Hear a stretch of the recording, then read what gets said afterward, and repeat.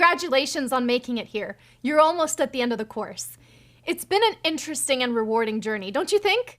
Along the way, you've learned the basics of Python syntax, including functions, conditionals, and for and while loops, and you've learned how to use the most common data types like integers, strings, lists, and dictionaries. You even learned about object-oriented programming. Now, we're going to put all this knowledge together to solve more fun and exciting problems. We're going to approach these new challenges like they're real-world problems we need to solve with a script. By doing this, we'll see yet another example of how these programming skills can make the work we do in our IT jobs faster and more efficient.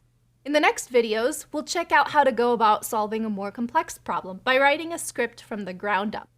To do that, we'll go step by step using our recommended way for dealing with more advanced challenges. Back at the beginning of the course, I told you a little bit about the first Python script I ever wrote. It all started with a problem. My team's on-call person was getting paged too much. Being on-call is drawing the ultimate short straw. Whenever an issue springs up, the person on call needs to be there to put out the fire. It's an exhausting challenge. So to help alleviate some of the stress, we wanted to build a better monitoring dashboard. Getting it done took a lot of refactoring, debugging, and testing.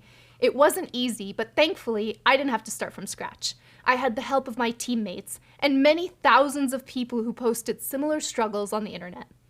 When the dashboard was finally up and running, the on-call person wasn't the only one breathing a sigh of relief. To start solving our problem, we'll first look at the problem statement, where we'll get an understanding of what we need to do and the inputs and outputs for the script we'll need to write. Then, we'll do some research. We'll think about how we can tackle the problem with the tools already baked into Python. Remember that we always want to avoid reinventing the wheel. No matter how tricky and intricate the challenge appears, chances are that others have solved a similar one before.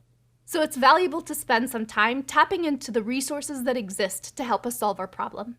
Once we know what we need to write and what we can use it to do, we'll do some planning.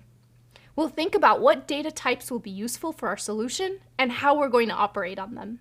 Finally, we'll do the actual writing of the script, and then we'll check that the code does what it's supposed to do. Sound good? When we take this structured approach to tackling problems, there really isn't a challenge too complex to solve. So let's get started.